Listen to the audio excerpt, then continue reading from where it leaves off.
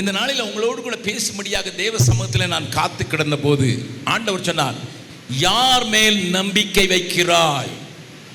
இதுதான் எனக்கு கொடுக்கப்பட்ட தலைப்பு. ஏன்னா நான் தினந்தோறும் பேசுகிறேன், காலையும் பேசுகிறேன், மாலையும் பேசுகிறேன். நாளைக்கு காலையில் பேசணும், நாளைக்கு சாயங்காலம் பேசணும், அதுக்கு பிறகு சீர்காழியில் பேசணும். எல்லா நாளும் கிட்டத்தட்ட 2 கூட்டத்தில் பேசுகிறேன். அப்படி இருக்கிற என்னை பார்த்து ஆண்டவர் ஒவ்வொரு மீட்டிங்க்கும் ஒரு செய்தியை அவர் சொல்லிக் கொடுக்கிறதை நான் சொல்லுவது வழக்கம். நான் வெறும் போஸ்ட்மேன் தான். உங்களுக்கு போஸ்ட்மேன் சில நேரம் உள்ளுக்குள்ளே பேங்க் டிராஃப்ட் வச்சு கொண்டு வந்தானா கட்டிப்பிடிச்சு முத்தம் கொடுப்பீங்களா? இல்லை போஸ்ட்மேன் உங்கள் பாட்டி செத்து போனாங்கன்னு சொல்லி லெட்டர் கொண்டு வந்தான்னா அவரை உதைப்பீங்களா? 2 செய்ய மாட்டீங்க இல்லை? ஆமாம், கொஞ்சவும் மாட்டீங்க, கெஞ்சவும் மாட்டீங்க. அதனால் நான் போஸ்ட்மேன் தான். வர்ற வசனம் உனக்கு வந்ததுன்னா யார் கொடுத்தாரோ அவரை பார்த்துக்குங்க. அவர் கொடுத்ததை உங்களுக்கு கொடுக்குறேன். வாசிக்கலாமா? இன்னைக்கு வாசிக்க முன்னெல்லாம் ஒரு சின்ன சம்பவத்தை, இன்னைக்கு காலையில் பேப்பரை வாசிக்கிறது வழக்கம் எனக்கு. வேதத்தை வாசித்து விட்டு அன்றைய நாளின் நியூஸ் பேப்பரை பார்த்து அதை அடிப்படையாக கொண்டு ஜெபிப்பது வழக்கம். அப்பொழுது டெல்லியில் நடந்த ஒரு சம்பவத்தை பேப்பரிலே வாசித்தேன். என்ன போட்டிருந்தது? டெல்லி யூனிவர்சிட்டியில் படிக்கிற தன்னுடைய மகள், டிகிரி பண்ணுகிற தன்னுடைய மகள், ஒரே மகள், தகப்பனும் தாயும் நல்ல காசு வைத்திருக்கிறவர்கள், மகளை சந்தோஷமாகத்தான் வைத்திருந்தார்கள், சகல வசதிகளோடு கூட தான் வைத்திருந்தார்கள். ஆனால் அவளுடைய நடவடிக்கைகளிலே கொஞ்சத்தை அம்மாவும் அப்பாவும் கவனித்த போது அவளுக்கு சந்தேகம் வந்து விட்டது. மகளை நம்புவதற்கு இஷ்டமில்லை. மகளிடத்தில் தாய் கேட்கிறார், நல்லா இருக்கிறியாமா? நல்லா இருக்கிறம்மா. உங்ககிட்ட நான் எப்படிமா நல்லா இல்லைன்னு சொல்ல முடியும்? ஒரே மகளுக்கு, செல்ல மகளுக்கு நீங்க என்னெல்லாம் செய்றீங்கம்மான்னு சொல்றா. அப்பா கேட்கிறார், ஏம்மா நீ எப்பவும் போற, எப்பமாவது வார, எனக்கு கொஞ்சம் கஷ்டமா இருக்குடா, ரொம்ப மோசமாயிடுச்சு. டெல்லி எல்லா இடத்துலையும் கேங் ரேப் நடக்குதுடா, கூட்டாக பாலுறவு செய்து தகாத காரியங்கள் நடக்கிற, பயமா இருக்குடா, நீ கொஞ்சம் பார்த்து நடமான்னு சொல்றாரு. அவ சொல்றா, டாடி உங்க மகளுக்கு தைரியம் இல்லையா? நான் சிங்கக்குட்டிக்கு பிறந்த சிங்கக்குட்டி, நீங்க என்னை பற்றிலாம் பயப்பட வேண்டாம்னு சொல்றா. ஆனாலும் அப்பாவுக்கும் அம்மாவுக்கும் மகள் மேல நம்பிக்கை வரல. நல்லா கவனிங்க, நான் இன்றைக்கு காலையில் வாசித்த செய்தியை சொல்றேன். அப்பாவுக்கும் அம்மாவுக்கும் ஒரே மகள், கல்லூரியில் படிக்கலாம், அதுவும் டெல்லி யூனிவர்சிட்டியில் இடம் கிடைக்கிறது குதிரை கொம்பு, அங்கே படிக்கிறா. அப்படி இருக்கும்போது அந்த மகளை குறித்து இவளுக்கு சந்தேகம் வந்தோடனே அவங்க காசு வச்சிருந்ததுனால ஒரு உளவுத்துறை, அதாவது சிஐடி டிபார்ட்மெண்ட்டை பிரைவேட்டாக நடத்துகிற ஒரு கம்பெனிக்கு கான்ட்ராக்ட் கொடுக்குறாங்க. என் பிள்ளைய எங்களுக்கு நம்ப முடியல, நீங்கள் அவள் எங்கே போகிறா எங்கே வர்றான்னு எங்களுக்கு செய்தி கொடுங்கன்னு சொன்ன போது 3 மாதங்கள், நன்றாக கவனிங்கள், 3 மாதங்கள் அந்த பிள்ளைய கண்காணிக்கிற ஒரு குழு அவளுக்கு தெரியாமல், தந்தை தான் காசு கொடுத்து நிறுத்தி இருக்கிறார் என்பதை அறியாதபடி அவள் போகும்போது அவர்கள் 3 மாதத்திற்கு பிறகு தந்தையும் தாயும் கூப்பிட்டு சொன்ன காரியம் அதிர்ச்சி ஊட்டும் செய்தி. அது டிவியிலே வந்திருக்கிறது. நான் டிவி செய்தியை பார்க்கவில்லை, நான் பிரிண்ட் மீடியாவினுடைய செய்தியை சொல்கிறேன். என்ன வந்தது தெரியுமா? அந்த மகள் அவ்வப்போது பிராத்தல் என்று சொல்லப்படுகிற விபச்சாரிகள் தங்கி இருக்கிற இடத்திற்கு தன்னையும் விபச்சாரியாக மாற்றி பணம் வசூலிப்பதற்கு செல்கிறதை கண்டுபிடித்தார்கள். My dear parents, the world is so evil and wicked and wretched today. சொந்த மகள், ஒரே மகள், அன்பு காராட்டுகிறார்கள். ஆனால் அவளுடைய காரியத்தை பார்த்து தந்தையும் தாயும் அப்படியே உறைந்து போனார்கள். ஐயோ, நாம் பெத்த பிள்ளைய கூட நம்ப முடியாத ஒரு உலகம். சார், இன்றைக்கு அநேகர் இந்த உலகத்தில் நம்பிக்கையற்றவர்களாகத்தான் வாழ்கிறார்கள். அதைத்தான் எபேசியர்கள் என்ற நிருபத்தில் அங்கே பவுல் எழுதி காண்பித்திருக்கிறார். வாசிக்கலாம். எபேசியர்கள் என்ற நிருபம்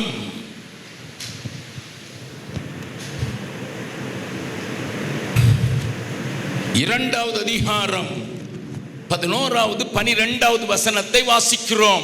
ஆனபடியினால் முன்னே மாம்சத்தின்படி புறஜாதியாய் இருந்து மாம்சத்தில் கையினாலே செய்யப்படுகிற விருத்த சேதனமுடையவர்களால் விருத்த சேதமில்லாதவர்கள் என்னப்பட்ட நீங்கள் அக்காலத்திலே கிறிஸ்துவை சேராதவர்களும் இஸ்ரவேலுடைய காணியாட்சிக்கு புறம்பானவர்களும் வாக்குத்தத்தத்தின் உடன்படிக்கைக்கு அந்நியரும் நம்பிக்கை இல்லாதவர்களும். நல்ல கவனிங்க. What was the condition? ஏனென்றால் அதை தொடர்ந்து வாசித்துருங்க, முடிச்சிருங்க. நம்பிக்கை இல்லாதவர்களும் இவ்வுலகத்தில் தேவனற்றவர்களுமாய் இருந்தீர்கள் என்று என்னுடைய பழைய காரியத்தை அல்லது பழைய வாழ்க்கையை குறிக்கும்படியாக புறஜாதியாரிலிருந்து இயேசுவுக்கு சொந்தமான மக்களை பார்த்து பவுல் எழுதுகிறார், முக்காலத்திலே நீங்கள் தேவனற்ற காட்லெஸ் ஜெனரேஷன், தேவனற்றவர்களாய் இருந்தீர்கள். ஆனால் அதற்கெல்லாம் மேலாக நம்பிக்கை இல்லாமல் இருந்தீர்கள். இன்னைக்கு மோடி, நம்முடைய பிரதம மந்திரி மோடி சொல்லியிருக்கிறாரு, டியர் மோஸ்ட் ஃப்ரெண்டுன்னு நினைச்சேன் இந்த ட்ரம்ப, இவன் நான் எங்கேயோ ஆயில் வாங்குறேன்னு சொல்லிட்டு எனக்கு 25 போடுவேன்னு சொன்னா இப்ப 50 டாரிஃப் போடுறான் பிரசன்ட். ரொம்ப நம்ப முடியும்னுட்டு குஜராத்தில் அவர் அகமதாபாத்துக்கு வரவழைச்சு அவர் ஊர்வலம் வரும்போது ஏழைகளெல்லாம் பார்க்கக்கூடாதுன்னு சுவரை கட்டி அதெல்லாம் முடி மறைச்சு அமெரிக்காவில் போய் நான் அவருக்கு ஓட்டெல்லாம் வாங்கி கொடுக்குற ட்ரம்ப். இந்த ஹிந்தியில் எழுதுவாங்க, இஸ் பார்பி மோடி ஹே, இந்த தடவை மோடி தான் என்று எழுதி ஒட்டினேன். அதை மாதிரி அங்கே போய் சொன்னேன், இந்த தடவை ட்ரம்ப் தான். நான் பிரசங்கம் பண்ணதுனால ட்ரம்ப் தோத்து போயிட்டாரு, ஆனால் இந்த தடவை ஜெயிக்கட்டும்னு சொல்லி நானும் ரொம்ப முயற்சி எடுத்தேன்.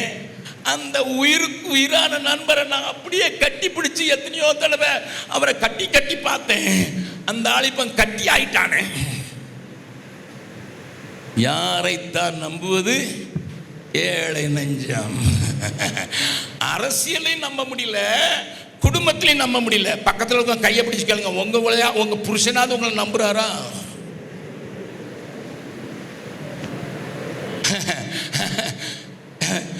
நீதிமொழிகள் 31வது அதிகாரத்தில் குணசாலியான ஸ்திரீ யாருன்னு போட்டிருக்கு. அதில் ஒன்றை மட்டும் சொல்லிடுறேன். 31வது அதிகாரத்தை வாசிக்க பார்க்கலாம். நீதிமொழிகளில் சாலமோன் எழுதி வச்சிருக்கான். அவன் நல்ல எக்ஸ்பீரியன்ஸ் ஆளு, 1000 முஞ்சாதியை பார்த்த ஆளு, நல்ல எக்ஸ்பீரியன்ஸோடு எழுதியிருக்கான். அவன் என்ன எழுதியிருக்கான் வாசிங்க பார்க்கலாம். 11வது வசனம், 31வது அதிகாரம் 11வது வசனம். அவளுடைய புருஷனுடைய இதயம் அவளை நம்பும். எவளை நம்பும்? யாரோ சொல்றாங்க பக்கத்து வீட்டுக்காரியை. Hello, I don't know about KGF. மூத்த போதகர் இருக்கிற அவரை கேட்டா தெரியும். எத்தனை பேர் சின்ன வீடு வச்சிருக்கான்னு உங்களுக்கு தெரியும்ல பிரதர்?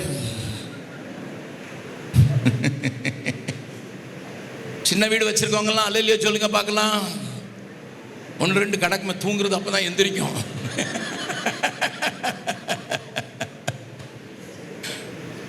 புருஷ மேல நம்பிக்கை இல்லைங்கிற அளவுக்கு வந்து, இது குணசாலியான ஸ்திரீ, அவளை குறித்து புருஷனுடைய இதயம் நம்பும்.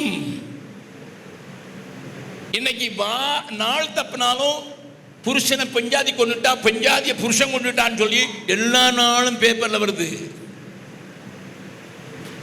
Is it not true? என்ன நம்புங்கன்னு மற்றவங்க சொன்னா கூட நமக்கு கொஞ்சம் சந்தேகமா தான் இருக்குது. நம்புறோம், இழுத்தாலே என்னவோ போட போறீங்கன்னு அர்த்தம். ஆனா உங்களை நம்ப முடியுமா அப்படின்னு கேட்க வேண்டிய ஒரு பொல்லாத உலகத்துல நம்ம எதெல்லாம் நம்புறோம்னு நான் பேசுனேன்னா இன்னைக்கு ராத்திரி முழுதும் உட்கார்ந்துருப்பீங்க.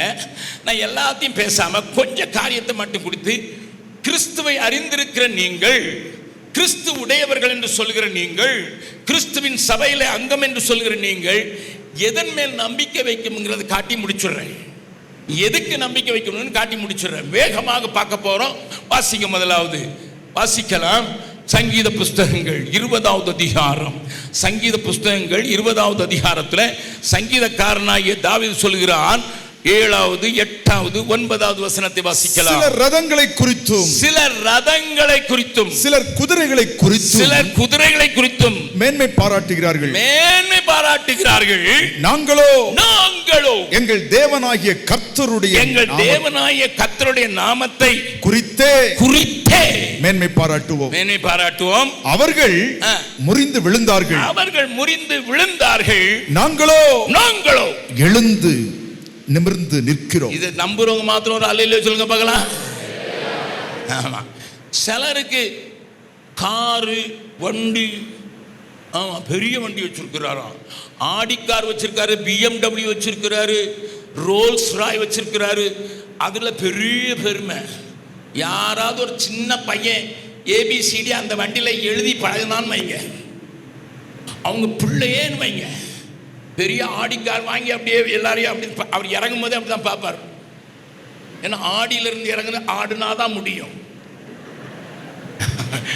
அவங்க வீட்டு குட்டி பையில இப்ப கேஜிக்கு போயிருக்குது. அதுக்கு எங்கே பார்த்தாலும் செவரில் எழுதும், வண்டியில் எழுதும். உடனே அப்பா வாங்கிட்டு வந்தார் நல்ல பிளாக் போர்டுன்னு சொல்லிட்டு வீட்டில் போய் கலர் பென்சில் எடுத்துட்டு வந்துரு. அவன் அப்பா பேர்ல ஐ லவ் யூ டேடின்னு தான் எழுதியிருக்கான். இவர் ஐ மட்டும்தான் பார்த்தாரு. பிடிச்சு டம்மு. அவன் கேட்குறான், அடி வாங்கிட்டு சொல்றான், உங்களை அன்பு கூறுறது தப்புன்னு அடியா. நடந்தது சொல்றேன். ஐ லவ் யூ டாடி, எனக்கு ஆடிக்கார் வாங்கி நீ வீழ்த்திட்டு போறீங்கன்னு சொல்லி ஐ லவ் யூ டாடின்னு தான் எழுதுனேன். நீ அதுக்கு அடிக்கிறீங்கன்னா எனக்கு நான் நீ நேசிக்கிறேன்னு சொன்னது தப்புன்னு அடியும். அப்பா பார்க்குறாரு, ஆமா பிள்ளை அப்படிதான் இருக்குது. இல்லடா கண்ணா, 80 லட்ச ரூபா கொடுத்து வாங்கியிருக்கேனே, அதனால நீ எழுதின பென்சிலில் இருக்கிறது கோடு விழுந்துட்டுடா. அவன் சொல்றான், டிவியில் அட்வர்டைஸ்மெண்ட் பார்க்கலையா, ஒரு க்ரீம் விற்கிறாங்களா, அதை தேய் மூஞ்சில் போட்டு தேய்க்கிற அதில் போட்டு தேய். வாண்டு தான், ஆனால் புத்தியுள்ள வாண்டு. இப்போ நான் கேட்குறேன், பெரிய ஹோம் தியேட்டருக்கு ஸ்க்ரீன் வாங்கிட்டு வந்தீங்க, உங்கள் பிள்ளை கிரிக்கெட் விளையாடுறதுக்கு இங்கே பேட்ஸ்மேனுங்கிறது இல்லை, பவுலராக மாறுறதுக்கு அடிச்சா டம் உடஞ்சிச்சு, என்ன செய்வீங்க? பக்கத்து வீட்டுக்காரனுக்கு காட்டின பிறகு உடைச்சிடக்கூடாதா? இப்போ தான்டா பெருசாக வாங்கியிருக்கேன், பக்கத்து வீட்டுக்காரங்க பார்த்து இவ்வளோ பெருசு வாங்கியிருக்கீங்களான்னு சொல்றதுக்கு பிறகு யாரும் விட்டுறக்கூடாதா? இப்போ ரதம் இல்லை, ஆனால் மற்ற எல்லாத்தின் மேலேயும் நமக்கு ஒரு பெரிய மேன்மை. பிராண்டட் ஷர்ட் போடுறாங்களாம். திருப்பூர்ல ரோட்ல போட்டு விற்கிற இதை வாங்கிட்டு சீல் குத்திக்கிடுறான். என்ன கம்பெனி உங்களுக்கு தெரியும்? என்ன அதை குறித்து மேன்மை. நான் சாதாரண ஷர்ட்லாம் போடுறதில்ல பிரதர். ராஜீவ் காந்தி மாதிரி அவர் போடுற ஷர்ட் எவ்வளோ வெள்ள தெரியுமா? 3.5 லட்சம் ரூபா. அதே மாதிரி தான் போடுவேன். ஏன்னா அது வேலை போட்டால் வேர்க்கவே செய்யாது, பூவில் வச்சுருக்கும். அதான் நான் போடுறேன் அப்படின்னு சொல்லி போடுறவர்கள் உண்டல்லவா? பக்கத்தில் உங்கள் கையை பிடிச்சி மெல்ல கேளுங்க, எதை குறித்து மேன்மை பாராட்டுகிறீர்கள்? சிலர் ரதங்களை குறித்தும், சிலர் குதிரைகளை குறித்து மேன்மை பாராட்டுகிற. அப்படி மேன்மை பாராட்டினா பக்கத்தில் கையை விட்டுறாதீங்க. இப்போ வேற எதையாவது குறித்து மேன்மை பாராட்டினா நீ முறிஞ்சு விடுவ. நான் ஒன்றும் சொல்லலை, அது வசனம் சொல்லுது. Listen, I cannot boost myself because what I have. என்கிட்ட என்ன இருக்குன்னு சொல்லி அதை பார்த்து நான் மேன்மை பாராட்ட கூடாது என்று வேதம் சொல்லுகிறது மாத்திரமல்ல, அவருடைய முடிவையும் காட்டிக் கொடுக்கிறது. முறிந்து விழுந்தார்கள். அது குறித்து இன்னொரு வசனத்தில் கூட சங்கீதக்காரன் சொல்றான். சங்கீதம் 44வது அதிகாரத்தில் ஒரு வசனம் சொல்லி இருக்கிறது. 44வது அதிகாரத்தில் அந்த ஒரு வசனத்தை வாசிக்கலாம். அங்கே சொல்லப்பட்டிருக்குது, நான் என்னுடைய வில்லையும் நம்பேன், என்று ஈட்டியையும் நம்பேன். வாசிக்கலாம் 3வது வசனம். அவர்கள் தங்கள் பட்டயத்தால் தேசத்தை கட்டி கட்டிக்கொள்ளவில்லை, தேசத்தை கட்டிக்கொள்ளவில்லை, அவர்கள் புயமும் அவர்களை ரட்சிக்கவில்லை. நீர் அவர்கள் மேல் பிரியமாயிருந்தபடியால் உம்முடைய வலது கரமும் உம்முடைய புயமும் உம்முடைய முகத்தின் பிரகாசமும் அவர்களை ரட்சித்தது. அதை சொல்லிட்டு கீழே சொல்ற 6வது வசனம், என் வில்லை நான் நம்பேன், என் பட்டயம் என்னை ரட்சிப்பதில்லை. சார் லிசன், சங்கீதக்காரனுடைய பெரிய உன்னதமான அனுபவம், என் கையில் இருக்கிறவைகளை குறித்து நான் மேன்மை பாராட்டவும் மாட்டேன், அவைகளை நம்பவும் மாட்டேன். ஐயா, நாங்க நம்பிக்கை இல்லாதவங்க தானே வாழ்கிறோம். எங்களுக்கு எதிர்காலத்தை குறித்து ஒரு நம்பிக்கையும் இல்லை, என் பிள்ளையை குறித்து நம்பிக்கை இல்லை. சிலர் கேட்டா சொல்லுவாங்க, பிள்ளை எப்படி படிக்கிறான்? நம்பிக்கையே இல்லை பிரதர், பாஸ் பண்ணுவானான். 30 வயசான பெண்ணை கை வீட்டில் வச்சுக்கோங்க சொல்லுவாங்க, என்ன உங்க பிள்ளைக்கு மாப்பிள்ளை பார்த்தாச்சா? நம்பிக்கையே வரமாட்டேங்குது. வர்றவன்லாம் ஏதாவது ஒன்று சொல்லிட்டு போயிடறான். கோணையா இருக்குங்கிறான், கருப்பா இருக்குங்கிறான், இல்லைன்னா மூக்கு கொஞ்சம் நீளமா இருக்குங்கிறான். நம்பிக்கையே இல்லை. இது இந்த உலகத்துக்குரியதுக்கே நம்ப முடியல, பரத்துக்குரியதற்கு நம்புவதற்கு நான் இல்லை நம்ப முடியுமோ? ஆண்டவர் தன்னுடைய ஜனங்களை குறித்து சொல்லுங்க, அவர்கள் தங்கள் பட்டயத்தால் தேசத்தை கட்டி கொள்ளவில்லை, அவர்கள் புயமும் அவர்களை ரட்சிக்கவில்லை. இன்னைக்கு வாழ்க்கையில தடுமாடி கொண்டிருக்கிறீர்களா? எதுலையுமே பிடிப்பில்லை பிரதர்ன்னு சொல்றீங்களா? எதுலையுமே பிடிப்பு இல்லைன்னு சொல்றீங்களா? நீங்க உங்க வழி எங்க போறதுன்னு தெரியாம தள்ளாடிக்கிட்டு இருக்கீங்களா?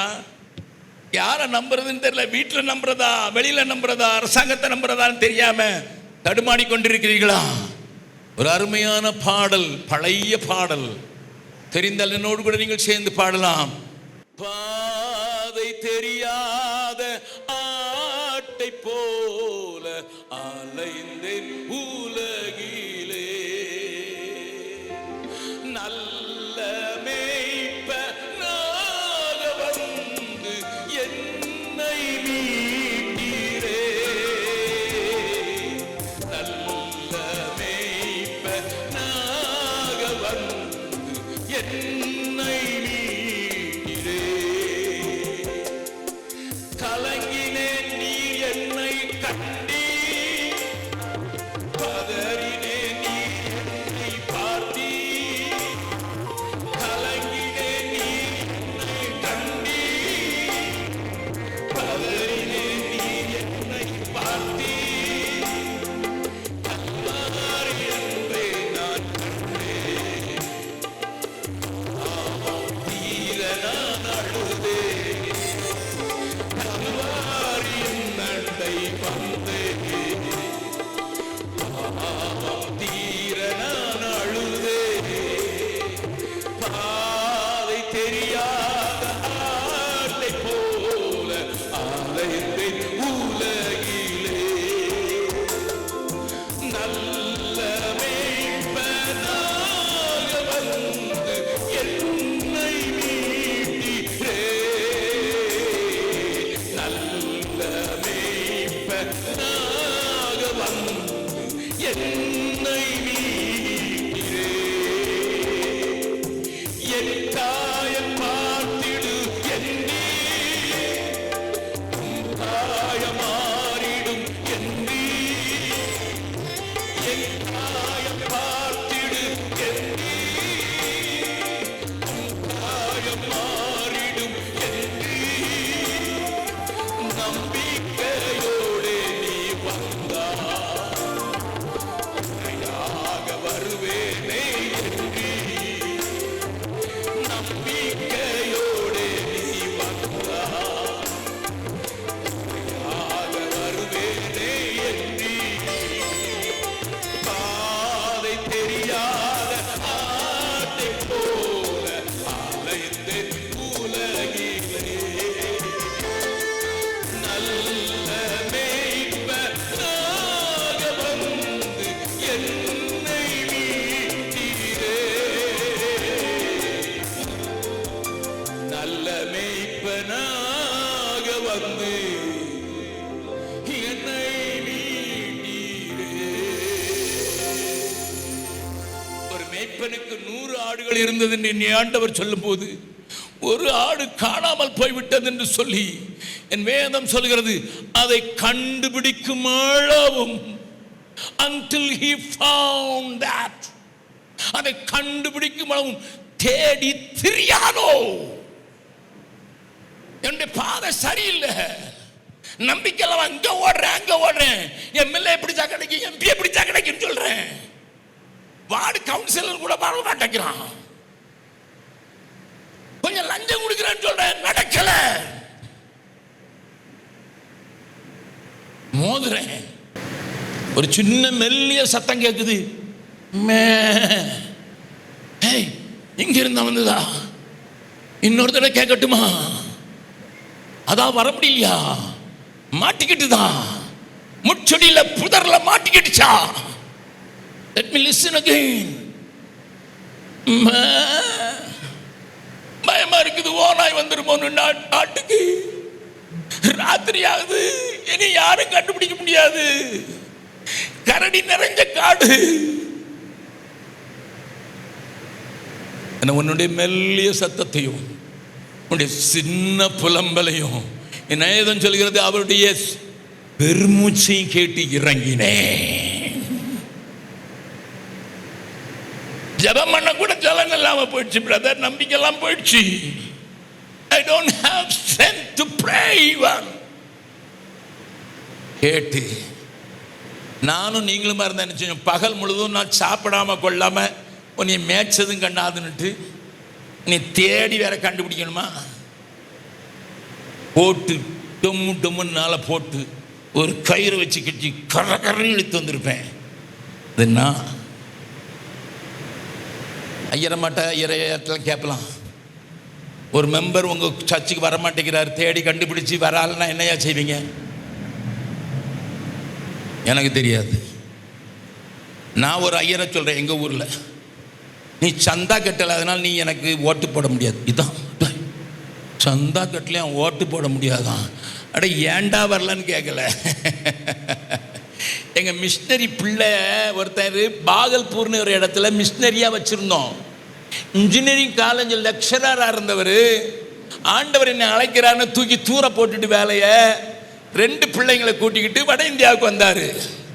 மாணவர்கள் மத்தியில் ஊழியம் செய்கிறதுக்கு பாகல்பூரில் வச்சுருந்தோம். பாகல்பூரில் வச்சிருக்கும் போது அவருடைய மூத்த மகன், அவளுக்கு ஒரு தங்கச்சி, மூத்த மகன் கீழே இருந்து செத்துக்கிட்டே வந்தது. அது ஒரு வியாதி, எனக்கு தெரியாது. என்னை டாக்டர்னுங்க சொன்னாங்க. தயவு செய்து பண்ணிங்க, என் மகா தான் டாக்டர், என் மருமகனும் டாக்டரேட் வாங்குறதுக்கு எல்லாத்தையும் முடிச்சிருக்கு, நிறைய அடிக்கிறாரு. நான் வெறும் கம்பவுண்டர் தானும் இல்லை. எனக்கு ஒரு பேராசெட்டமல் பேரை காட்டிலாம் அடுத்த பேர் தெரியாது. இனி டாக்டர்னு தயவு செய்து யாரும் சொல்லாதீங்க, சாதாரண பிரதர்னு சொல்லுங்க. ரொம்ப கஷ்டமாக இருந்ததுன்னா தம்பின்னு சொல்லுங்க. I love that. நல்லா கவனிங்க, அவருக்கு கீழே இருந்தே செத்துக்கிட்டு வந்தது ஒவ்வொரு பாகமா. ஆனால் அவனுக்கு 22 வயசானாலும் அவங்க அப்பாவுக்கு ஊழியத்தில் கம்ப்யூட்டர் அவனுக்கு தெரியும். கம்ப்யூட்டரில் நிறைய காரியங்கள் எடுத்து சுவிசேஷ ஊழியத்தை செய்கிறதுக்கு அவங்க அப்பா ஒரு சின்ன மாருதி வேன் வச்சுருந்தாரு. அதில் போட்டு காமிக்கிறதுக்கு இவன் தான் ரெடி பண்ணுவான். ஒவ்வொரு சின்ன சின்ன கதையும் அவன் அனிமேஷன் பண்ணி அவன் கொடுப்பான். நான் திடீர்னு ஒரு நாள் செத்து போயிட்டான், இறந்து போயிட்டான். பாகல்பூரில் பெரிய கிரேவியார்டு இருக்குது, ஆங்கிலேயர்கள் விட்டு போன ஒரு கிரேவியார்டு இருக்குது. அதுக்கு காம்பவுண்ட் வால் தானும் இல்லை. அதில் பிரஜாதியார்கள் மாடு வளர்த்து கொண்டிருக்கிறார்கள். நான் சொல்றதவன் உண்மைன்னா நீங்கள் வந்து பார்க்கலாம் பாகல்பூரில். அப்போ அங்கே இருந்த பிஷப் ஐயா, பேரே சொல்கிறேன், எனக்கு அவர் ஃப்ரெண்டு பிலிப் மராண்டி, போய் ஐயா பிள்ளை இறந்துட்டுயா, புதைக்கணுயா. ஐயரை கூப்பிட்டு சொல்றாரு, பாரு ரெக்கார்டெல்லாம் சரியா இருக்கான்னு பாரு. மிஷினரியா இன்ஜினியரிங் காலேஜ் விட்டுட்டு தெரு தெருவா அலைஞ்சு ஆண்டவரே இயேசுவை சொல்லி இங்கிலீஷ் சொல்லி கொடுத்து கம்ப்யூட்டர் சொல்லி கொடுத்து அப்படியாவது வரமாட்டாங்களான்னு சொல்லி ஊழியம் செய்து கொண்டிருந்தேன். அவருக்கு உறுதுணையாக இருந்த 22 வயது வாலிபன் மரித்து போனான். அவர் குட்டி ஐயர் சொன்னார், 20,000 கொண்டாந்தாதான் குழி தோண்டலாம். மிஷினரிகிட்ட 20,000 இருந்ததுன்னா அதுக்கு இருக்கா கஷ்டம். ஆனால் இல்லை, நோ மணி. எனக்கு ஃபோன் பண்ணுறாரு, அண்ணே உங்களுக்கு அங்கே வேலை இருக்குது, உங்களுக்கு மீட்டிங் இருக்குன்னு நீங்கள் மீட்டிங் விட்டு வர மாட்டீங்க. உங்கள் பிள்ளையே பிறக்க வரல, உங்களை கூப்பிடலை. ஆனால் அங்கே எனக்கு கையில் காசு இல்லை. நான் பாட்னாவில் இருக்கிற என்னுடைய அலுவலகத்தில் இருக்கிற பெஞ்சமீனுங்கிற ஒரு இன்னொரு மிஸ்டரியை பார்த்து, எப்பா பிள்ளைய புதைக்கிறதுக்கு விட மாட்டேங்கிறாங்க, 20,000 கேட்குறாங்கப்பா. மோட்டர் சைக்கிள்லையே 300 கிலோமீட்டர் போய் 20,000 கேட்ட நம்பர் தான் புதைக்க விட்டாங்க ஐயா. நம்முடைய சட்டங்கள் நம்ம கிறிஸ்துவை காண்பிப்பதற்கு பதிலாக நம்மளை தடுத்து நிறுத்தி விட்டுகிறது. நான் சபையை குறை சொல்ல, நடந்தது எங்களுக்கு நடக்கிறத சொல்றோம். I'm telling you the fact. You can check with Bishop Philip Marandi. I can give you the phone number. ஆனா என் மேய்ப்பர் ஒரு ஆடு காணாம போச்சுன்னு தூக்கி தோள்ல போட்டுட்டு வீட்டுக்கு கொண்டு வந்து எண்ணெய் பூசி அதை பக்கத்துல வாங்க வாங்க வாங்க, இது காணாம போச்சு, கண்டுபிடிச்சிட்டேன் பாருங்க. What a joy to find one sinner. பரலோகத்தை திருப்திப்படுத்த நினைக்கிறீங்களா? பரலோகம் சந்தோஷப்பட்டு களி கொண்டு நினைக்கிறீங்களா? நீங்க 1000 காரியத்தை செய்யுங்க, ஒன்னும் செல்லாது. No. But if you bring one person, my Bible says, மனம் திரும்புகிற ஒரே பாவி நிமித்தம் பரலோகத்தில் சந்தோஷம் உண்டாயிருக்கும். மற்ற மார்க்கத்தார் அவங்க தேவனை பிரியப்படுத்தணும் மொட்டை போடுறதுக்கு போறாங்க, கோடி பணங்களை செலுத்த போறாங்க. அமிதாப் பச்சனே 55 லட்சம் கொண்டு கொடுக்கிறாரு. ஹலோ, எங்க ஊருக்கு வாங்க, பிப்ரவரி மாதத்தில் 66 கோடி. அதுல மிதிப்பெட்டி செத்தவங்க 200 பேர். ரயில்வே ஸ்டேஷன்ல மிதிப்பெட்டி செத்தவன் 100 பேர். டெல்லி ரயில்வே ஸ்டேஷன்ல ட்ரெயின்ல அடிபிடி சண்டை. அப்படியாவது போய் எங்களுக்கு பாவ மன்னிப்பு கிடைக்காதான்னு அலகாபாத்துக்கு போனாங்களா பிப்ரவரி மாதத்தில்? அவங்களுக்கு செய்தியில பார்க்கலையா? இந்த நாட்டில் 66,000 பேருக்கு இயேசு என்றால் தெரியாது, பாவ மன்னிப்பை அவர்களுக்கு தெரியாது, ரட்சிப்பை அறிவிக்கிறவருக்கு தெரியாது.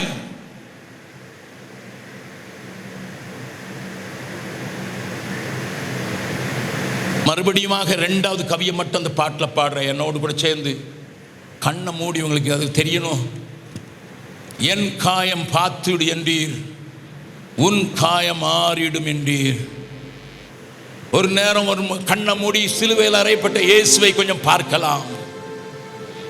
உன் இல்லத்தில் காயம் இருக்குது, யாரோ என்னமோ சொல்லிட்டாங்க, காயம் இருக்குது. உன்னுடைய வாழ்க்கையில நீ நினைச்சது நடக்கல, காயம் இருக்குது. அந்த காயத்தை பார்த்து உன்னை உண்டாக்கினவரும் உன்னை சிருஷ்டிக்கிறவரும் நீ அவருக்கு சொந்தமாகிறதுக்கு விட்டு கொடுக்காததினால், ரட்சிக்கப்படாததினால கையை நீட்டி சொல்றார்.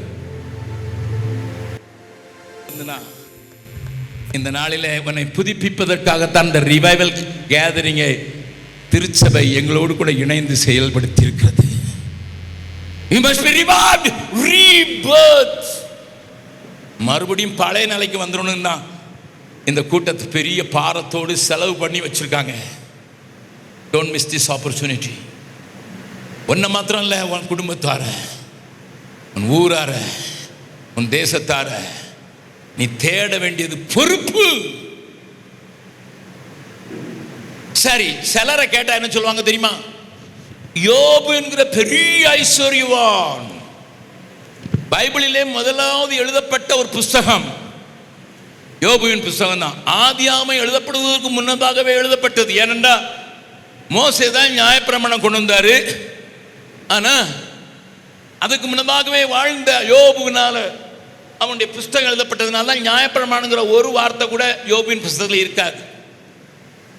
They had little knowledge about God, very கொஞ்ச knowledge.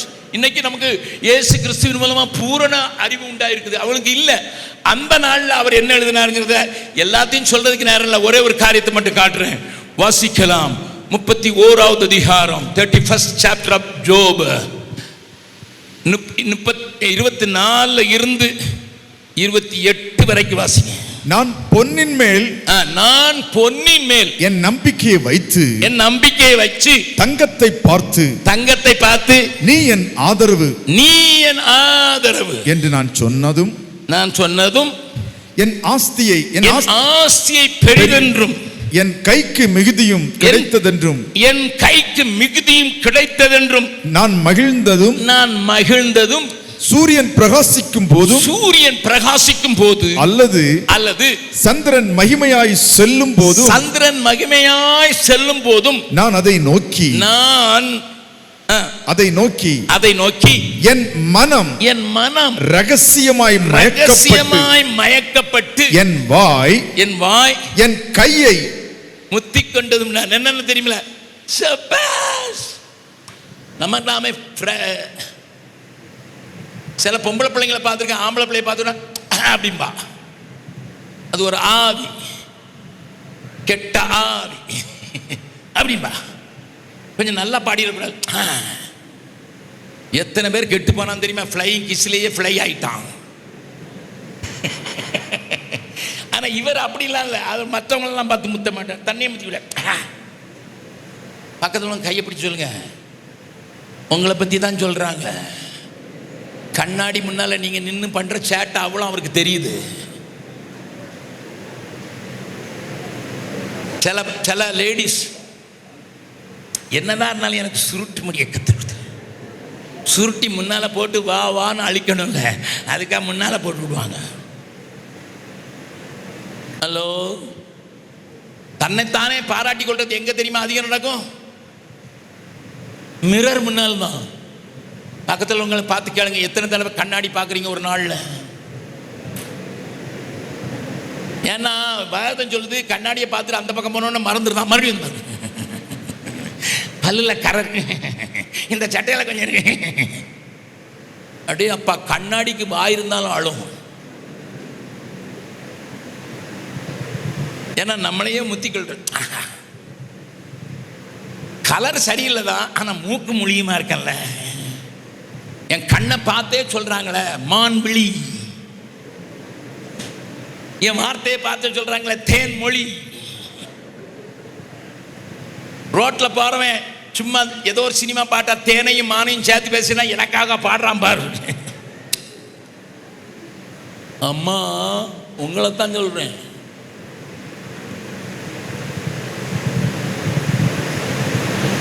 Listen.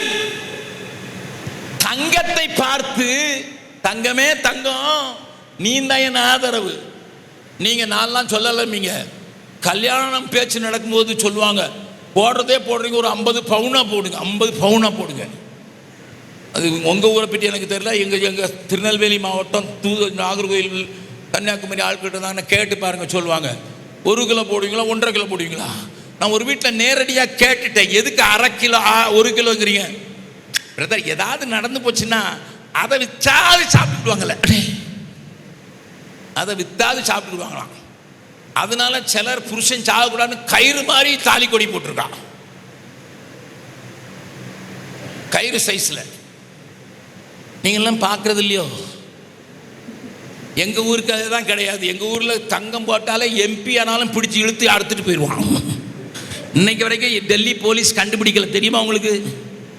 நம்ம ஊர் எம்பி இந்த அம்மா நாங்கள் தங்க நாட்டில் இருந்து வந்திருக்கோம்னு போயிட்டு போச்சுது, அவன் அழகாக எடுத்துட்டு போயிட்டான். பக்கத்தில் உங்க கையை பிடிச்சி சொல்லுங்க, எம்பி தங்கத்தையே காப்பாற்ற முடியாத மோடி அரசாங்கம் உன் தங்கத்தையா காப்பாற்ற போகுது? தங்கமே தங்கம்.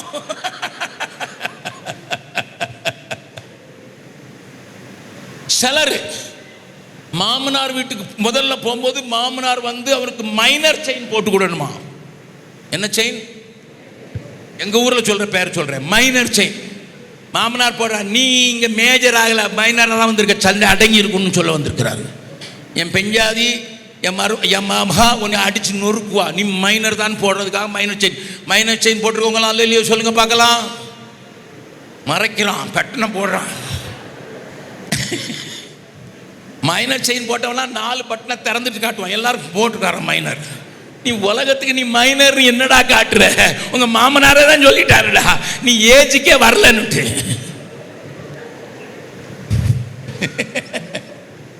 இதுல வேற சில பிரசங்கியார்கள் அங்க மாட்டி இங்க மாட்டி அங்க மாட்டி இயேசு என்னை ஆசீர்வதித்திருக்கிறார். தங்கத்தை தன் ஆதரவென்றும் பொன்னினால் மயக்கப்பட்டு தன்னையே மத்திக் கொள்கிறவனை என்ன எழுதியிருக்க? அடுத்த வசனத்தை வாசிருங்க. என் ஆஸ்தியை பெரிதென்றும் என் ஆஸ்தியை பெரிதென்றும் கைக்கு மிகுதியும் கிடைத்ததென்றும் நான் மகிழ்ந்ததும். 28வது வசனம். இதுவும் இதுவும் நியாயாதிபதிகளால் விசாரிக்கப்படத்தக்க. பிரதர், மை டியர் சிஸ்டர், இதுவும், அதுக்கு மற்றதெல்லாம் இருக்குது நியாய தீர்ப்புக்கு, அது நீ பண்ண அட்டகாசம். இது ஒன்னியே முத்திக்கிட்டிய. அதுவும் நியாயாதிபதியாக ஆண்டவர் வரும்போது விசாரிக்கப்படும். மறந்துடாத.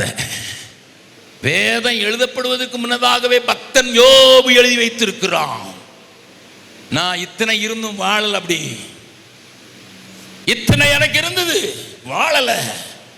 3000 ஒட்டகம் இருந்தது, வாழல. 8000 ஆடு இருந்தது, வாழல. My heart is not attached by them.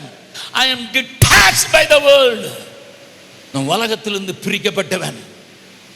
இந்த பாட்டு தெரிஞ்சா என் கூட ஒரு கவியை மட்டும் பாடுறீங்களா? நான் இயேசுவால பிடிக்கப்பட்டவன், அவர் இரத்தத்தால கழுவப்பட்டவன், இயேசுவால பிடிக்கப்பட்டவன்.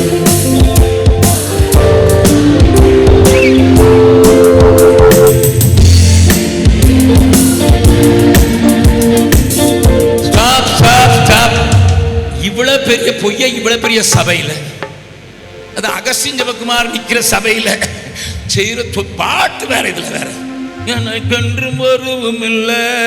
பக்கத்து வீட்டு காரணையும் ஆட்டை போட்டு அவன் நிலத்தை எடுத்துக்கொண்ட எனக்கென்றும் ஒருவும் இல்ல.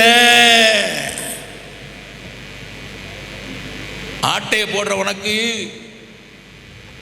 எதுவும் இல்லைன்னு பாட்டு வேற. நான் பாடலாம் ஐயா. என் மகா இருக்கிறாரு, மருமக இருக்கிறாரு, என் பேர பிள்ளைங்க இருக்காங்க. கேட்டு பாருங்க, உங்க தாத்தாட்ட என்ன இருக்குடா? போட்டிருக்க சட்டை போட்டாலே நல்லது. நான் சொல்லியிருக்கேன், எங்க வீட்டில் வந்து நீங்க எது வேணாலும் எடுத்துட்டு போகலாம், என் மனைவியை தவிர. You can come and take anything. என் கூட வேலை செய்யறவங்களா இருக்காங்க, இந்த 35 வருஷமா இருக்காரு. கேளுங்க, திடீர்னு மேடையில் இருந்த பொருள் காணாமல் போயிருக்கும். நான் கேட்பேன், எங்கம்மா மேல? நீங்க தான் சொல்லிக்க, எவன் வந்தாலும் எடுத்துட்டு போகணுட்டு எடுத்துட்டு போயிருப்பான். நான் இருக்கிற வீடு நான் கட்டினதுனாலும் வாடகை கொடுக்குறேயா. நான் உபயோகப்படுத்துகிற எலக்ட்ரிசிட்டிக்கு வாடகை கொடுக்குறேன். எனக்கு ஜெம்ஸ் சம்பளம் கொடுக்காது. டாக்டர் சேம கேட்டு பாருங்க, எனக்கு சபையும் சம்பந்தம் கொடுக்கல, சங்கமும் சம்பளம் கொடுக்கல, எல்ஐசி இல்லை, ப்ராவிடன்ட் ஃபண்ட் இல்லை, மெடிக்கல் இன்சூரன்ஸ் இல்லை, எல்லாமே இயேசு. 53 வருஷம் உயிரோடு தான் இருக்கிறேன். எனக்கு 4 பிள்ளைங்க பிறந்தாங்க. 4 பிள்ளைங்களை எடுத்து வளர்க்குறேன். பிள்ளைங்களா இருக்கிறாங்க, குறையில்லையா? எல்லாரும் நல்லா தான் படிச்சிருக்காங்க. என் வீட்டுக்கு வந்து உங்களுக்குன்னு கொடுக்குற காணிக்கை தவிர வேற ஒன்று நான் செலவழிச்சதில்லை. வெளிநாட்டில் போய் $1 தொட்டதில்லை. நான் ஏர்போர்ட்டில் கூட ஒரு கொக்கோ கோலா குடிப்பேன்னா என்கிட்ட காசு இருந்தால் குடிப்பேன், இல்லைன்னா குடிக்கல. எப்படி தெரியுமா? எனக்கென்று எதுவும் இல்லை,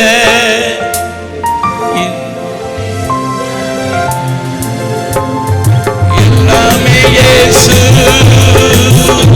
எல்லாம் இயேசு, எல்லாம் இயேசு, இயேசு, இயேசு, எல்லாம் இயேசு, இயேசு, இயேசு. லாபமான அனைத்தையுமே நஷ்டமென்று கருதுகிறேன்.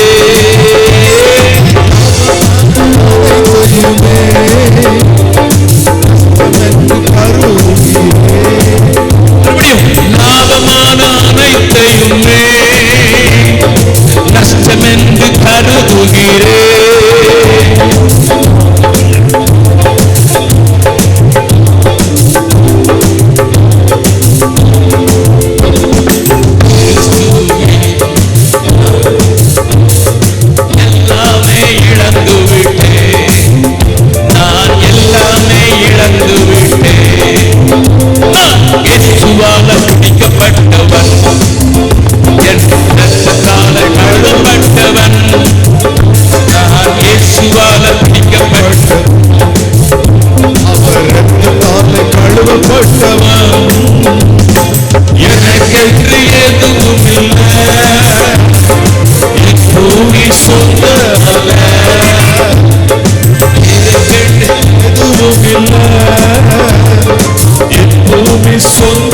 அல்ல, எல்லாமே இயேசு, எல்லாம் இயேசு.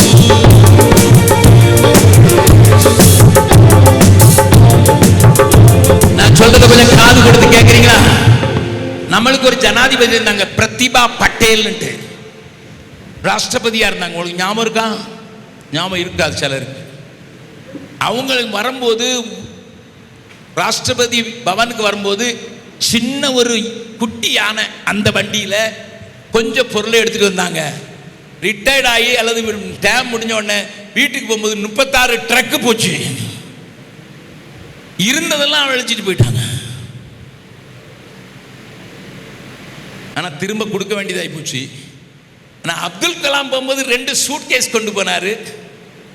வரும்போது 2 சூட்கேஸையும் வெளியே வச்சு, தோட்டக்காரன் ஒருத்தன், அது பெரிய கதை, அவனை வேலையிலேருந்து விலைக்கு வச்சிருந்தார். கடைசியில் தோட்டக்காரனை வச்சிருந்தார். அவனை வச்சுனார், டேய் பைப்பு தண்ணி எடுத்துக்கொண்டு இந்த சூட்கேஸ் மேலே அடிடா, இங்கேருந்து நான் ஒரு தூசி கூட கொண்டு போக விரும்பலன்ட்டு. பக்கத்தில் ஒன்று சொல்லுங்க, நல்லா சொல்லுங்க, பக்கத்தில் பார்த்து சொல்லுங்க. நான் சொல்கிறது கொஞ்சம் கீழ்ப்படிய மாட்டேங்கிறீங்களா? இதுதானே பெரிய பிரச்சனை. அவர் கிறிஸ்தவர் அல்ல,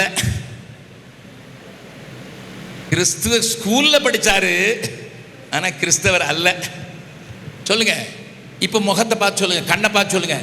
கிறிஸ்தவர் அல்லாதவரே உலகம் ஒட்டக்கூடாதுன்னு வாழ்ந்த போது நீ உலகத்திலேயே ரிவெட்டு போட்டு அடிச்சிருக்கிய. அப்ப நீங்க நான் கேட்குறீங்க, ஒண்ணுமே இருக்கக்கூடாதோ, உங்களுக்கு ஒண்ணுமே இருக்கக்கூடாதோ? நான் சொல்றேன், காட்டி கொடுத்து தான் போவேன். நீங்க தான் இருப்பேன்னு சொல்லியிருக்கீங்கல்ல, வாசிக்கலாம். 1 தீமோத்தேயு 6வது அதிகாரம் 17, 18, 19 வசனங்களை வாசிக்க போறோம். இவ்வுலகத்திலே ஐஸ்வர்யம் உள்ளவர்கள் இருமாப்பான சிந்தை உள்ளவர்களாய் இராமலும், ஐஸ்வர்யம் வச்சுக்கலாம், ஆனா இருமாப்பான சிந்தை உள்ளவராய் இராமலும், நிலையற்ற ஐஸ்வர்யத்தின் மேல் நம்பிக்கை வையாமலும்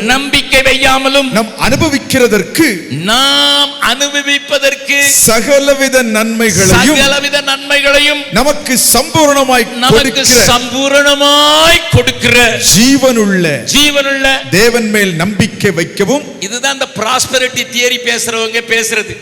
தேவன் நமக்கு சம்பூர்ண அனுபவி கொடுத்திருக்காரு, ஆனா அங்க கமா போட்டிருக்காங்க, கண்ணுக்கு தெரியாது, ஏன்னா கொழுப்பு அடைக்குது. இந்த ப்ராஸ்பெரிட்டி தியரி ப்ரீச் பண்ற எல்லாரும் அப்படித்தான். நமக்கு எல்லாம் சம்பூர்ணமா கொடுத்திருக்காரு, ஜீவன் உள்ள தேவன் நமக்கு அனுபவிக்க கொடுத்திருக்காரு. நாம் அனுபவிப்பதற்கும் சகலத நன்மைகளை நமக்கு சம்பூர்ணமாய் கொடுக்கிற தேவன். அதோட நிறுத்தி, அது கமா போட்டிருக்கு. அடுத்த வசனத்தை வாசிங்க. நன்மை செய்யவும், நல்லா கவனிங்க, எதுக்கு தெரியுமா காசு கொடுத்தாரு? நன்மை செய்யவும், நற்கிரியைகளில் ஐஸ்வர்யவான்களாகவும் தாராளமாய் கொடுக்கிறவர்களும் உதார குணமுள்ளவர்களுமாய் இருக்கவும். அதுவும் அங்கேயும் முடியல. நித்திய ஜீவனை பற்றி கொள்ளும்படி வருங்காலத்திற்காக, இந்த காலம் இல்ல, அந்த காலம், வரப்போகிற அந்த காலத்திற்காக தங்களுக்கு நல்ல ஆதாயத்தை பொக்கிஷமாக வைக்கவும் அவர்களுக்கு கட்டளையிடு. Paul commanded Timothy, go and command. என்னத்தை கட்டளையிடு? உன் கையில காசு இருந்ததுன்னா அதை எக்ஸ்சேஞ்ச் பண்ணி பரலோகத்தில் சேர்த்து வைக்கிற மாதிரி. பரலோகத்தில் தான், தங்கத்தில் தானே ரோடு போட்டிருக்குது. தங்கம் போகாது, வெள்ளி உதவாது. ஏன்னா வேதம் சொல்லுகிறது. அதையும் வாசிச்சுட்டு அதுக்கப்புறம் நான் சொல்றேன் பரலோகத்தில் போறதுக்கு என்ன வழின்னு மட்டும் சொல்லி முடிக்கிறேன். வாசிக்கலாம். எசேக்கியேல் தீர்க்கதரிசியின் புஸ்தகம். அங்க எசேக்கியேலை கொண்டு ஆண்டவர் தெளிவாக பேசுகிறார். என்ன நடக்க போதான் வர்ற நாட்கள்ல. 19வது வசனம், 7வது அதிகாரம் 19வது வசனம். எசேக்கியேல் 7:19. தங்கள் வெள்ளியை தெருக்களில் எரிந்து விடுவார்கள். ஹலோ, தங்கள் வெள்ளியை தெருக்களில் எரிந்து விடுவார்கள். அவருடைய பொன் வேண்டா வெறுப்பாய் இருக்கும். ஆமா, தங்கமே தங்கம்னு சொன்னாங்களே, அது வேண்டா வெறுப்பா இருக்கும். கர்த்தருடைய சினத்தின் நாளிலே, ஏன் கர்த்தருடைய சினத்தின் நாளிலே, நியாய தீர்ப்பின் நாளிலே அவர்கள் வெள்ளியும் அவர்கள் பொன்னும் அவர்களை விடுவிக்க மாட்டாது.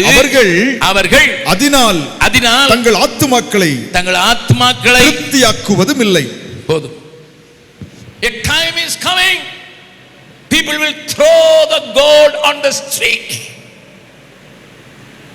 லாஸ் ஏஞ்சலஸ் என்கிற அமெரிக்காவினுடைய மேற்கு மாகாணங்கள்ல பல நாளா தீ எரிஞ்சது. நீங்க பார்த்திருப்பீங்க.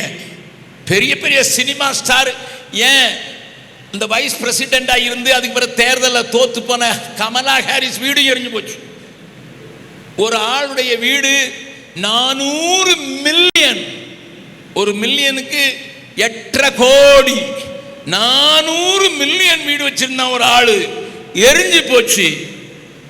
எரிஞ்சு என்னெல்லாமோ கொஞ்சம் அணைச்சு பார்த்தாங்க, ஒன்றும் அணைய மாட்டேன்ட்டு. கடைசியில் அணைஞ்ச பிறகு இந்த 400 மில்லியன்ல வீடு கட்டியிருந்தானே அந்த ஆள் உள்ள போய் பார்த்துட்டு அங்க பொண்ணு செதறி கிடந்தது. காலை விட்டு இப்படி எரிகிறான். ஒரு நாள் ஒரு பிரயோஜனம் இருந்துதான். நீங்க லாஸ் ஏஞ்சலஸ்க்கு நான் போயிருந்தேன். அதுக்கு பிறகு இந்த சம்பவத்துக்கு பிறகு நான் அமெரிக்காவுக்கு போனேன். அங்க இருக்கிற வாய்மொழியில கேட்டேன். வீட்டை பார்த்துட்டு சிலர் அப்படியே பைத்தியக்கார மாதிரி நின்னான். 32,200 கோடியில வீடு கட்டினவன் பார்த்துக்கிட்டே நிக்கிறான். அப்போ ஒருத்தர் கேட்கிறாரு, இன்சூரன்ஸ்காரன் உங்களுக்கு எதுவும் தரமாட்டானா? ஒரு நிருபர் கேட்கிறாரு. அவன் எனக்கு 200 கோடி தான் தருவாங்கிறான். எனக்கு எரிஞ்சு போறது 3,200 கோடி. அது எனக்கு நாக்கு வலிக்க கூட ஆகாது. Listen sir, where is your trust? ஆண்டவர் சொன்னார், இங்க நீ சேர்த்து வச்சின்னா பூச்சி அரிக்கும், திருடன் திருடிட்டு போயிடுவான், கண்ணமிட்டு திருடுவான், சும்மா திருட மாட்டான். ஏடிஎம் மிஷினே நம்ம ஆளு புல்டோசர் கொண்டு தூக்கிட்டு போயிடுறான். எவ்வளவு பெரிய கில்லாடிகள். அதனால ஆண்டவர் சொன்னாரு, கொள்ளையடிக்காத படல பரலோகத்தில் சேர்த்து வைங்க. பக்கத்தில் உங்க கையை பிடிச்சி கேளுங்க, பரலோகத்தில் உங்க அக்கௌண்ட்ல என்ன இருக்குது? எதையாவது அனுப்புனா தானே இருக்கும். சுவிட்சர்லாண்டில் ஒரு வயோதிபர் இல்லத்தில் என்னுடைய நண்பருடைய தாயார் இருந்தாங்க. அவங்கள பார்க்கறதுக்கு ஹான்ஸ்லண்டின்னு ஒருத்தர் கூப்பிட்டு போனார். அப்போ அங்கே அவருடைய தாயாரும் இன்னொரு அம்மாவும் இருந்தாங்க. என்னைய பார்த்தோன்னே பிரைஸ் தி லார்ட் ஜெபக்குமார், நான் உங்களை பார்த்ததில்லை, எப்படி பிரைஸ் தி லார்ட் சொல்றீங்க? இந்த பக்கத்தில் இருக்க சொன்னான். நான் கேட்டேன், நீங்க யாரு? எமிலி. நான் மிஷினரியா இருந்தேன் ஆப்பிரிக்கால. அதனால நீ மிஷினரின்னு உன் மேலே ஒரு பெரிய பாசம், நான் தினந்தோறும் பேரை சொல்லி ஜெபம் பண்ணுறேன்னாங்க. நான் உட்காந்து கேட்டேன், எப்படி மிஷினரியா நீங்கன்னுட்டு. அவங்க என்ன சொன்னாங்க தெரியுமா? 17 வயசு வரைக்கும் எங்கள் அம்மா அப்பாவுக்கு நான் ஒரே பிள்ளைங்கிறதுனால, எங்கள் அப்பா பெரிய தொழிலதிபராக இருந்தனால பணத்தை தார்மாராக செலவழித்தேன். எங்கள் அம்மா அப்பா என்னை கேட்க முடியாது, எப்பவுமே வீட்டுக்கு வருவேன். ஆனால் எங்கள் அம்மா அப்பாவும் முழங்கால நின்று மகளை பத்திரமா பார்த்துக்காங்க, ரசிந்தீங்கன்னு சொல்லி அழுவாங்க. அழுது கண்ணீர் பைபிளில் விழுந்தது. அதை நான் பார்த்தேன், ஆனால் நான் கண்டுக்கிடவே மாட்டேன். ஒரு நாள் ராத்திரி 1 மணிக்கு வர எங்கள் அம்மா அப்பா அழுதுகிட்டு இருக்காங்க. அவங்க என்கிட்ட ஒன்றுமே கேட்கல. வீட்டுக்குள்ளே போய் சட்டுன்னு கதவை அடைச்சிட்டு படுக்கையில் படுத்தேன். பாதி தூங்கணும் போது ஆண்டவர் என் கண்களை திறந்தார். ஒரு தேவதூதன் வந்து என்னை பரலோகத்துக்கு கொண்டு போன மாதிரி இருந்தது. நான் ஒரு காட்சியை பார்த்தேன். ஒரு பெரிய மாளிகை அப்படியே ஜொலிக்குது. தேவதூதனை கேட்டேன், இது யார் வீடுன்னு கேட்டேன். அவங்க சொன்னாங்க, இது உங்க அப்பா தன்னுடைய ஐஸ்வர்யத்தினால ஏராளமான ஆத்மாக்களை சஞ்சாரிச்சு அனுப்பிச்சிருக்கிறாரு. அவருக்கு நாங்கள் பெரிய வீடு கட்டியிருக்கோம். எங்கள் அம்மாவும் அங்கே இருப்பாங்களா? நோ, இங்கெல்லாம் அவனவனுடைய கிரியைக்கு அவனவன் தான்.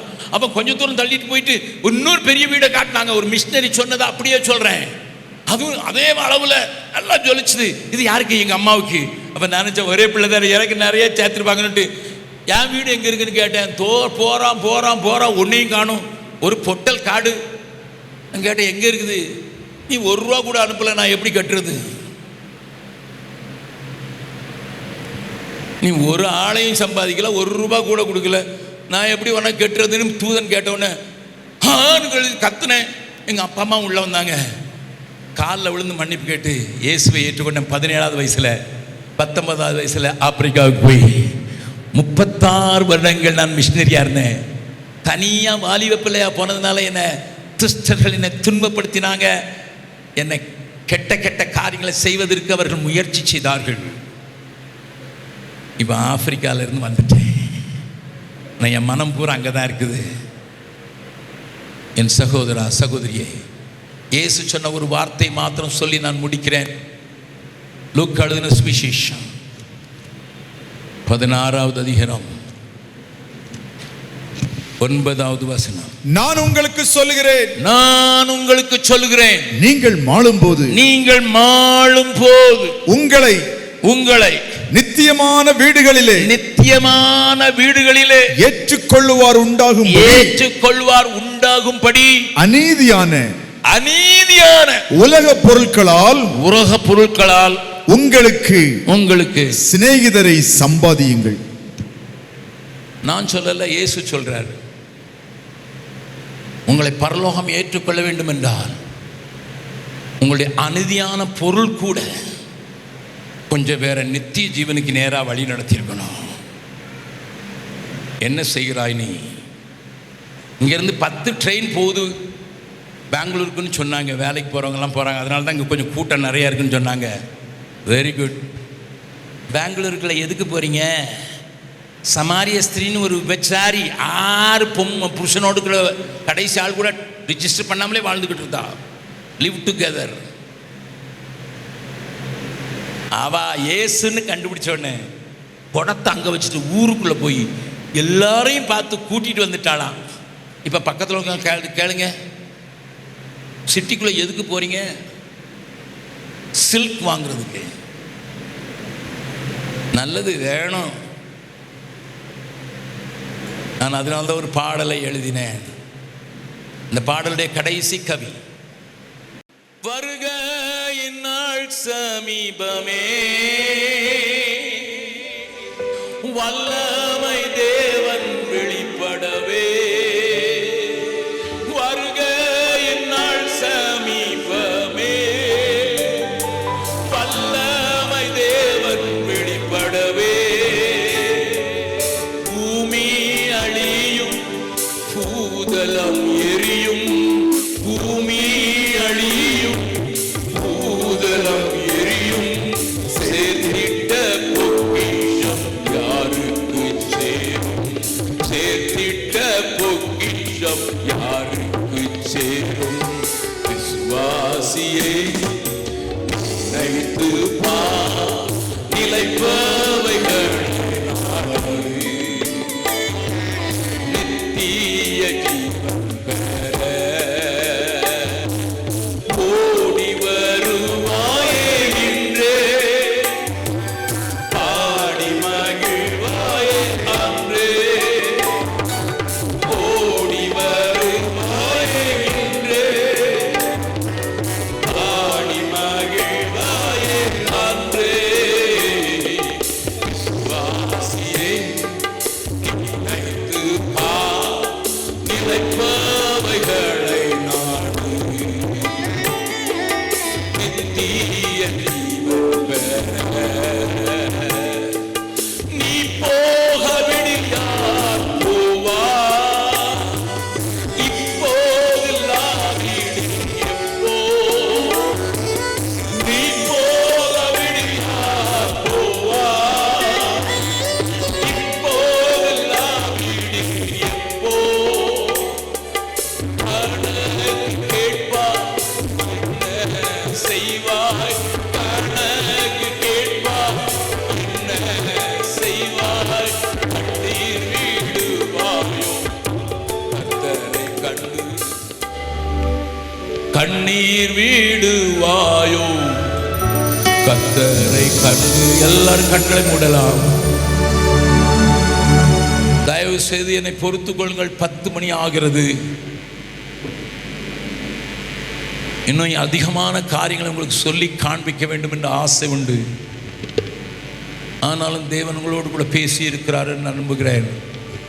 நான் ஒரே ஒரு கேள்வியை கேட்டு முடிக்கிறேன். பிரதர் அகஸ்டின் ஜெபக்குமார், எங்களுக்கு விளங்கிற்று நம்பிக்கை இல்லாத உலகத்துல நம்பிக்கை இல்லாம அலைந்து திரிகிறவளை தேடுறதை என் ஆண்டவர் தெரிஞ்சு கொண்டார். எனக்கு ஒரு நம்பிக்கை உண்டு, அனந்த பாக்கியம் உண்டு, என் இயேசு வருவார்.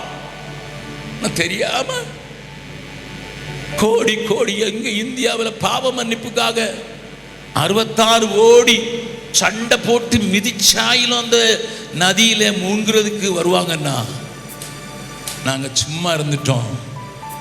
ஆண்டவர் எங்கிட்ட கணக்கு கேட்பாரு, எங்களுக்கு பதில் சொல்ல தெரியாது. நம்ம உங்க செய்தியினால எங்களுக்கு தெரிஞ்சுக்கிட்டோம். தயவு செய்து நாங்க இப்ப சொல்றோம், நாங்க ஆண்டவருக்காக எதையாயிலும் செய்வோம். அவர் உங்களுக்கு என்ன சொல்லுகிறாரோ அதன் செய்யுங்கள் என்று அன்னைக்கு வேலைக்காரருக்கு மரியாள் சொன்னது போல அவர் உங்களுக்கு என்ன சொல்லுகிறாரோ அதை செய்வேன் என்று சொல்லுகிறவர் மாத்திரம் அமைதியாக எழுந்து நின்றால் உங்களுக்காக நான் ஜெபிக்க விரும்புகிறேன். ஆண்டவர் எனக்கு சொல்லுவதை செய்வேன். பரலோக ராஜ்யத்துக்கு நான் பிரவேசிப்பதற்கு என்னை ஒப்புக் கொடுக்கிறேன்.